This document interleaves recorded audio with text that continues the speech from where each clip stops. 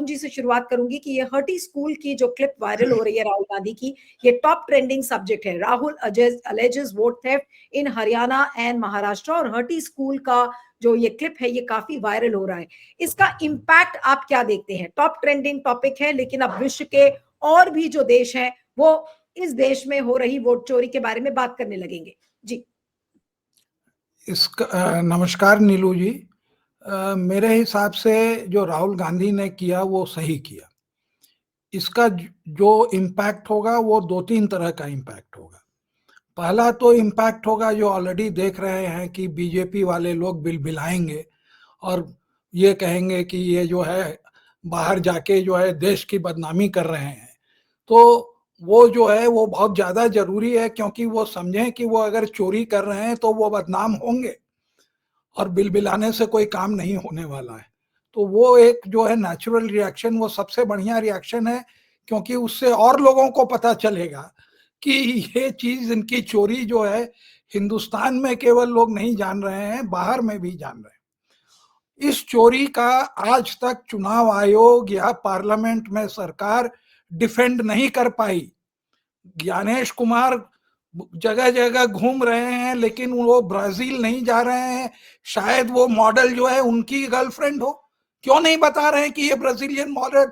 इतना ज्यादा हमने धांधली कर दिया कि ब्राजीलियन मॉडल को हम अपने चुनाव में जो है घुसा दिए और कुछ नहीं हुआ। तो ये जो उनका जो उजागर किया था, वो जो है कोई भी इम्पार्शियल व्यक्ति होगा जो चाहेगा कि चुनाव में धांधली नहीं हो, वो इस बात को मानेगा कि चुनाव में धांधली हो रही है और धांधली को रोकने की जरूरत है। लेकिन ये धांधलीबाज जो हैं वो रोकने के जगह और धांधली कर रहे हैं, धांधली पर धांधली कर रहे हैं। अभी मैं आपको लेटेस्ट बताता हूं, जबकि ये सब्जेक्ट से थोड़ा हट के है, कि चुनाव आयोग के तीनों जो कमिश्नर थे उन्होंने ये कभी अप्रूव ही नहीं किया कि एसआईआर हो। ये केवल ज्ञानेश कुमार ने अपने उससे किया, कोई कागज ही नहीं है। उन्होंने आरटीआई में इस बात को एडमिट किया। तो पहला तो असर हुआ कि बीजेपी बिलबिलाएगी। दूसरा असर यह हुआ कि भारत में ये जो फांसीवाद का ऑर्गेनाइजेशन है आरएसएस, जो कि स्वतंत्रता के समय जो है हिटलर का सपोर्टर था, उसी के देश में जाके, जहां की जर्मनी आज बहुत एम्बैरेस्ड है कि वहां पर फासिज्म का जन्म हुआ और उसके बहुत खिलाफ है कि ये काम दोबारा कभी नहीं होना चाहिए, उस देश में जाके उन्होंने इनका जो है नकाब हटाया है कि देखिए ये किस तरह से वोट को कैप्चर कर रहे हैं। और ये तो अभी ये जो इंटरनेशनलाइज होगा, जो कि आप देख रहे हैं क्रिसमस में क्रिश्चियंस को पकड़ पकड़ के ये मार रहे हैं, तो उससे ये पता चल जाएगा कि ये राइट विंग जो है आरएसएस और भाजपा और वोट चोरी से ये जो है ये रूल कर रहे हैं। तीसरा इफेक्ट शायद ना हो, लेकिन होना चाहिए कि ये चुनाव आयोग और हमारी जो न्याय की प्रणाली है, इन दोनों पर को भी ये असर होना चाहिए कि उनको समझना चाहिए कि आपकी छवि पूरे इंटरनेशनल लेवल पर बर्बाद हो रही है। मतलब कि आपको जो है बाहर ये दिखाया जा रहा है कि ना न्यायपालिका ना चुनाव आयोग यहाँ का इस चोरी को रोकने में सफल है।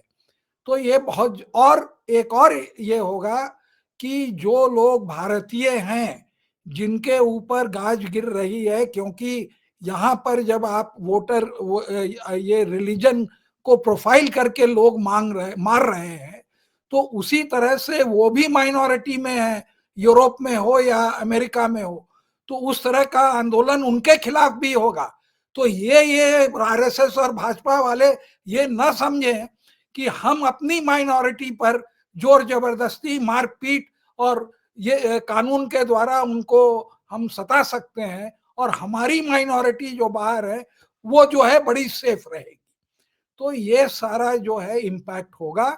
और इन लोगों ने कोई रास्ता नहीं छोड़ा था। ये सब चीजें वहां की प्रेस में आती है, वहां के जो एनजीओ या जो मॉनिटर करते हैं इस तरह की चीजों को, जो इंडेक्स बनाते हैं, हिंदुस्तान में तो बनाते नहीं है, जो ये कहते हैं कि आपका चुनाव आयोग 101 के नीचे है, इतना निकम्मा है, इनकी रैंकिंग गिरते गई है। वो ज्ञानेश कुमार नाचता रहे, बोलता रहे, उसकी कोई इज्जत नहीं है अपने ब्यूरोक्रेट्स में भी। वो एक बीजेपी के दलाल के रूप में देखा जाता है और उसका वही रोल ही है।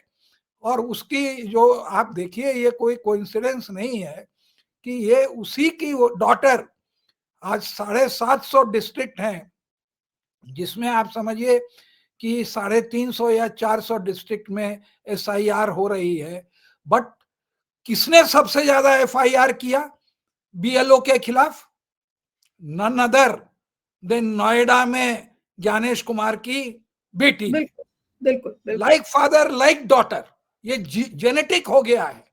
तो ये जो एक वो हो रहा है पूरे देश के अंदर में कि एसआईआर के थ्रू करोड़ों का वोट काटा जा रहा है, ये तो शुक्रगुजार है कि राहुल गांधी ने इस बात को वहां नहीं उठाया कि किस तरह लेकिन से तो कई लोग आज ये कह रहे हैं कि ये लीडर ऑफ द ऑपोजिशन नहीं, जैसे प्रदीप भंडारी का मैं एक ट्वीट देख रही थी, उसी तरीके से बीजेपी के बहुत सारे लोगों ने लिखा कि अरे ये लीडर ऑफ द ऑपोजिशन नहीं, ये leader of the anti India forces हैं। इस तरीके की बातें लोग लिख रहे हैं इस पर। इंडिया उनकी जागीरदार नहीं है, ये फासिस्ट लोग हैं। वो तो हरदम कहेंगे हर फासिज्म में नेशनलिज्म, राइटिस्ट और extreme nationalism is a part of that fascism. ये फासिज्म, ये फासिस्ट लोग अपने खुद हिस्ट्री पढ़े फासिज्म की। मुसोलिनी या जर्मनी में हिटलर, दोनों का क्या एजेंडा था? रेस। यहां पर रेस के जगह ब्राह्मण, नॉट हिंदूज एंड नेशन, यही दो चीज तो है उसके अंदर में। उसके आगे सब चीज फेल है। वो कौन उनकी जागीरदार है हिंदुस्तान? क्या उनके नाम लिख दिया है? अरे इनको कहने दीजिए, ये फासिस्ट लोग हैं। और जो है, आप हिंदुस्तान से नहीं लिंक हो सकते, आप हिंदुस्तान की हर जगह जाते हैं, बदनामी करते हैं। आपने एक ऐसा आदमी चुना है टू हेड द गवर्नमेंट जो कि पूरे हिस्ट्री में आपका सबसे ज्यादा जो है रिलीजन के अगेंस्ट में के प्रोफाइलिंग के ऊपर जो है उसने जाति की है। तो ये तो आपकी हिस्ट्री है, यही आप कर रहे थे जब आपका फ्रीडम मूवमेंट था। आपकी फिलॉसफी यही है कि मुसलमानों को यहाँ से हटाओ, उनको प्रोफाइल करके उनको सेकंड क्लास सिटीजन बनाओ, ये हिंदू देश है। अरे तुम ही खाली हिंदू हो क्या? ऐसी बात नहीं है। वो आपको हमने पहले ही कहा कि सबसे बड़ा इफेक्ट तो इनके ऊपर होगा, वो इक्वेट करेंगे। क्या मोदी जी जाके मेडिसन स्क्वायर गार्डन में जीजा जी वगैरह नहीं किया था?